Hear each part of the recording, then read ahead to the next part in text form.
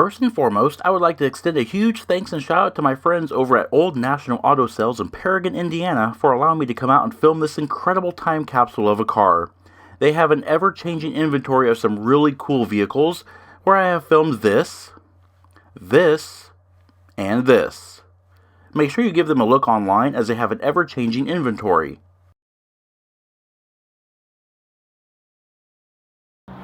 This is the van your weird uncle drove across 4 states in the summer of '86. You know, the one with the fold-down bed and the velour captain's chairs and just enough shag carpeting to call it a home for the weekend.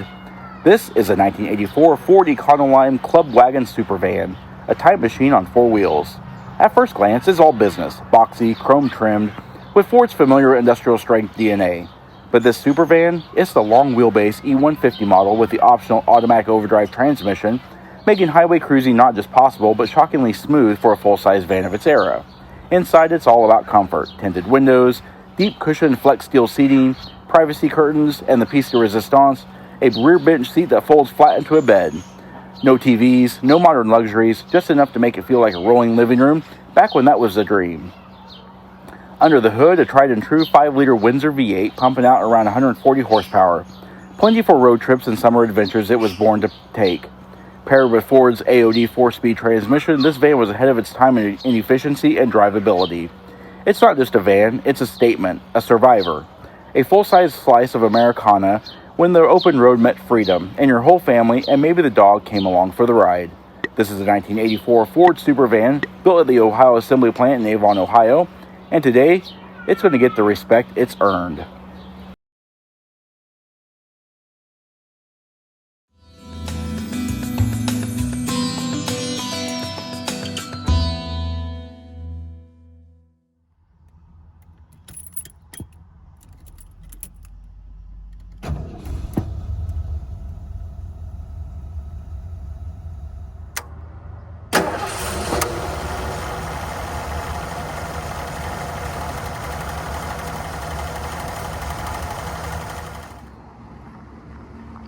Hello everyone, again here today with a huge thanks and shout out to the awesome folks over at Old National Auto Sales in Paragon, Indiana.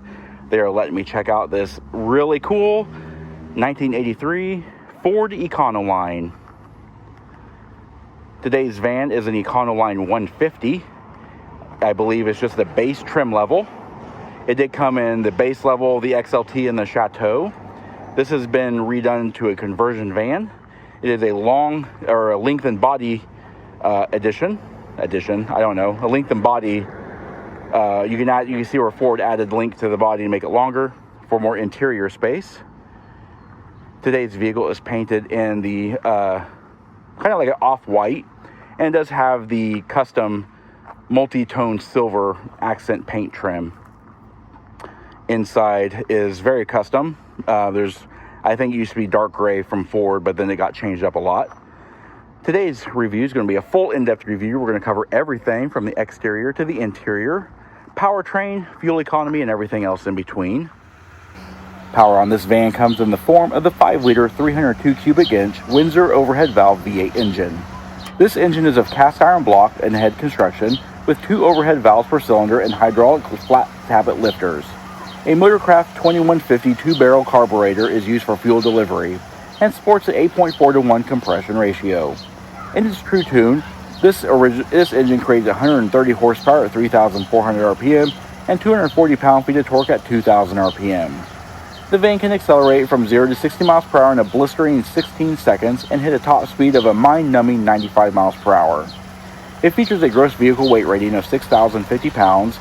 It can haul a maximum payload of 2,010 pounds and tow a maximum trailer weight of 4,000 pounds. This van is equipped with a 22 US gallon fuel capacity, and it consumes a whopping 7.2 gallons per 100 miles driven, with an estimated total driving range of around 308 miles, possibly less. Estimated economy figures are 13 miles per gallon in the city, 16 miles per gallon on the highway, and a combined average of 14 miles per gallon. Several transmission offerings were available and ranged from a 4-speed manual with overdrive, a select shift 3-speed automatic, and ours, the 4-speed AOD automatic with automatic overdrive. This was about a $400 option and came with a 0.67-to-1 overdrive gear and a 350-to-1 axle ratio. Steering is hydraulic power assisted recirculating ball with 4.1 turns lock to lock and a 47.3 foot turning radius. It features a 17.0 to 1 overall steering ratio, and the wheels on this van are the custom 5-spoke aluminum Mangles 15 by 7.5 inch wheels that were made in Brazil. They are shot in 215/75 R15 Michelin LTX MS tires. Brakes are power assisted front disc rear drums with a dual circuit master cylinder and a rear proportioning valve. Up front we have 11.72 inch vented rotors, and in the rear 10 inch self-adjusting drums.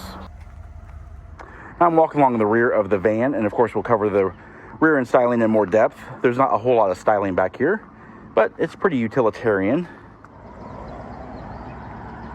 Alrighty, around the rear of the Econoline extended length, very long van as you can see here, very utilitarian in design. Does have the rear spare tire carrier that does swing away from the doors. Of course, you've also got this rear access ladder as well, so you can access your roof rack. And down here we have the Ford logo and the Overdrive badge there, because it does have the Overdrive automatic transmission. Now, as far as taillights are concerned, they are taillights, brake lights, turn indicators all in one. Just a basic red plastic housing with an incandescent bulb inside. And of course, you have your reverse lights as well. License plate frame goes there. And of course, you also have your third brake light on top as well. Now, interesting thing about the extended lengths, you can actually tell where it's been added on.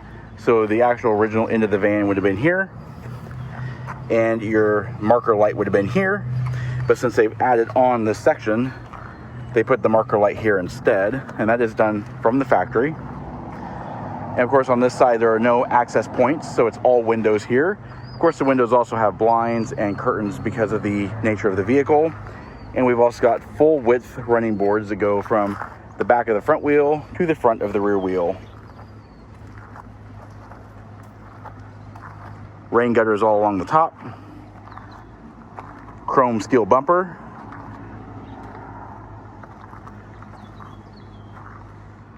Really cool to see one of these old vans in really nice shape.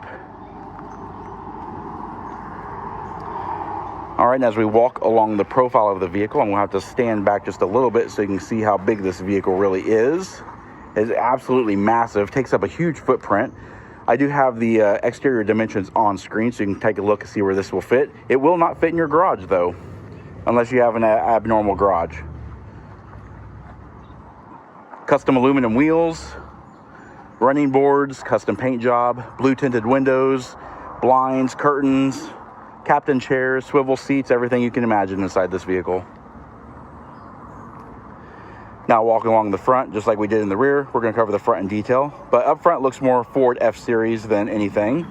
It is a little bit more short and stubby, however, due to the nature of the Econoline series.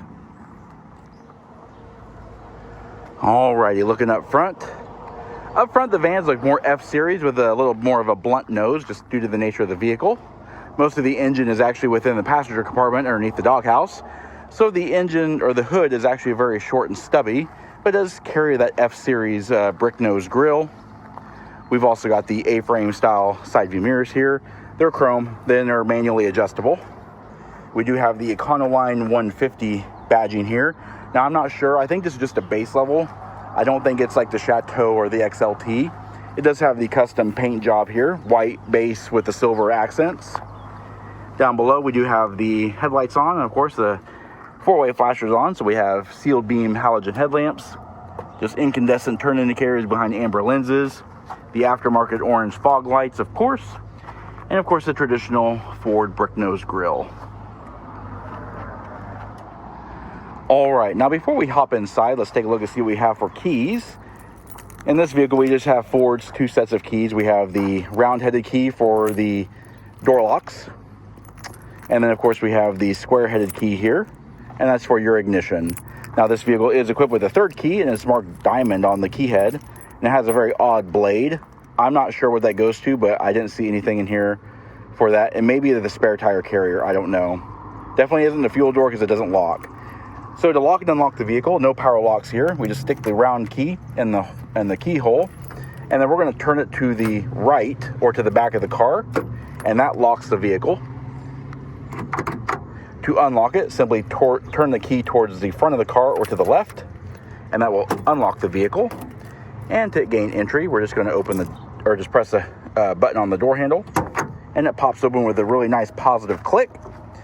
And we're greeted to, it's a pretty decent interior. It's actually in decent shape. Very aged though. It did not age well over time. These seats look like they're pretty much out of the 70s, but I'll say they're comfortable. Nice and plush, button tucked, integrated head restraints here, fold down armrest. Almost look like they're out of an old Lincoln. Let's go ahead and take a look at the door panels here. Very basic, they're vinyl. Have a nice padded armrest. Your door pulls are up in the armrest here. Got some not wood trim here. This is actually more like a bound leather. It runs up here. It kind of looks like walnut, but it's not. And it's housed between two pieces of stainless steel. And of course we have manual windows. And our wing windows, or vent windows. Very nice for driving with air ventilation. And then of course we have the very well used map pockets, stereo speakers in the door. Here on the dashboard, more of that bound leather. It's not wood, it actually is a different material. It's very interesting. Wiper washer controls, so off, low, and high, and then pressing the button in actually activates the washer. Air vent here, headlamp control here, parking brake release here. The parking brake is here. Just gas and accelerator, or gas pedal and brake pedal. These vehicles were equipped with manual transmissions. However, this vehicle is equipped with the automatic. Bunch of wiring underneath here. This is your high beam switch here. This right here is for your auxiliary air conditioning or fan controls here, I believe. This switch here actually turns on the orange fog lights. We do have a aftermarket leather wrap steering wheel. It is Ford steering wheel, but it's aftermarket leather. It is a tilt wheel. To tilt the wheel, you actually have to use the turn signal stalk and push it forward, and that's how you tilt your wheel.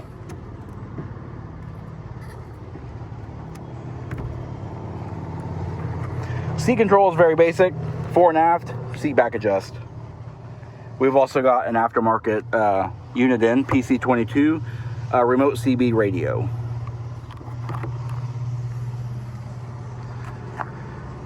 Taking a look at the seats. We did look at them earlier, but let's take a look at them again in more detail. As you can see here, they are aftermarket seats. There are two tones. They have like this off-white and this dark gray, button tucked. Like I said, it looks almost like they're out of a Lincoln. They are very, very comfortable, but they don't offer a whole lot of lateral support. And overhead, we do have a wooden overhead console. So let's go ahead and hop inside and check out the rest of the interior. All right, now that we're inside, let's pan through the interior. We're going to show more details here. We just have hydraulic assisted power steering. Ford's A-frame style steering wheel. It's a very narrow steering wheel, pretty common from the 80s. It does have some faux wood grain trim here. It's black in general. It has cruise control buttons. Over here we have the on and off buttons here. And over here we have the resume, set, accelerate, and coast buttons here. And then of course we have our automatic transmission selector lever, and then down below is our four-way flashers. Turn signal indicator, our Prindle display here, and ahead of us is just a very basic set of gauges. We have our fuel gauge, our 85 mile per hour speedometer, and our coolant temperature gauge, and then assorted warning lights for fasten belts, oil pressure, turn indicators, high beam indicator up here, and then we have over here the battery voltage and our brake indicator and our right hand turn indicator. Moving over the top of the dash, as you can see, it's actually in pretty good shape. It's not split or cracked or anything like that. It's held up pretty well over time. And then moving over here to the center console or the center dash, we do have an aftermarket Clarion AM/FM CD player. I believe it also has Bluetooth, temperature display here, air conditioning controls here, and then a cigarette lighter here, two positional air vents, the clock, ashtray, a small little light, molded cup holders or drilled out cup holders in the walnut, little odds and ends bin here. This is where your glove box would be. The shop manual is in here. We do have just a little small coin tray here, and all of this comes off because this shows the rest of the engine. Now overhead, we do have our sun visors, and it does show like operating instructions for your transmissions and all that kind of stuff. Overhead, we do have various amount of switches and fuses for auxiliary controls. We do also have these overhead reading lights. I can never get conversion van lights to work. No glove box because we have this thing here. Alright, now we're going to check out inside. To open up, we just open up this door here. And then over here we do have the operation instructions for a door handle. But this way here is you can actually lock the door here. This is unlocked and ready to go. And then you just actually press down on the lever here. And that opens up the secondary door. Important to note that we do also have pop-out windows as well. But here is the doors open, and here is the interior. Of course, we do have second row captain chairs. These also look like they're out of a Lincoln Mark 8 or Mark 7. Height adjustable head restraints back here. We also have armrest, the same button tucked velour, lap belts. These seats also can swivel by turning the seats around like this.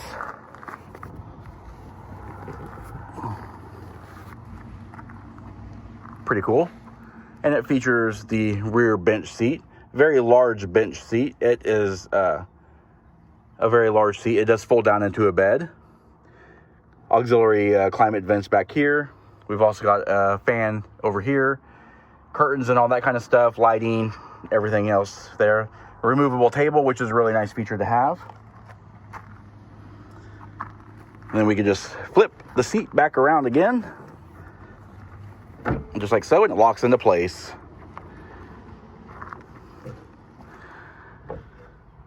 So back here we have our blinds, curtains, we have a cup holder, ashtray. We have this really nice fan up here. It just unplugs. So yeah, pretty cool van. Be really fun for a long road trip, I do believe. Do have seat bag mat pockets back here. So yeah, not very fancy, but pretty nice.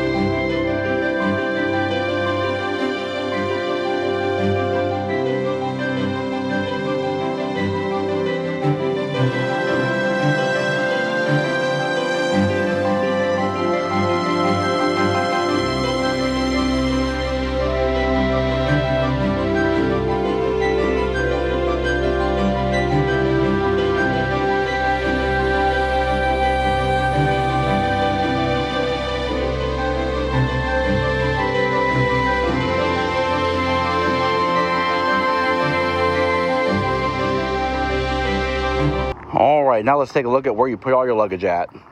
Opening the rear doors is very easy. First and foremost, you have to open up the right-hand door. Opens up very basically, just like so. And after a little bit of hunting, you'll find the door release for this one. It's in this little cutout here, and you just press up on the lever here, and it unlatches the door. And there you have it. Complete access to your pretty nice luggage area. Very nice and large for a van of this size. All helps because of that lengthened area. And of course, you got this deep cut pile carpet. So yeah, there we go. That's the back of the back seat. The upholstery could be cleaned up a little bit. It's just old over time. Looks like there might have been a coat bar back here or something. We've also got the jacking instructions labeled back here as well. But yeah, load up your luggage and head to Florida. To close the area, you'll close the left-hand door first. Then you're going to close your right door. Just like so. Alrighty, and there you have it. The 1983 Ford Econoline E-150.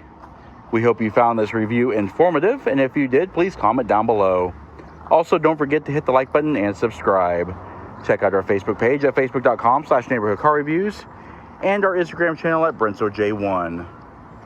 And of course, as always, thanks for watching.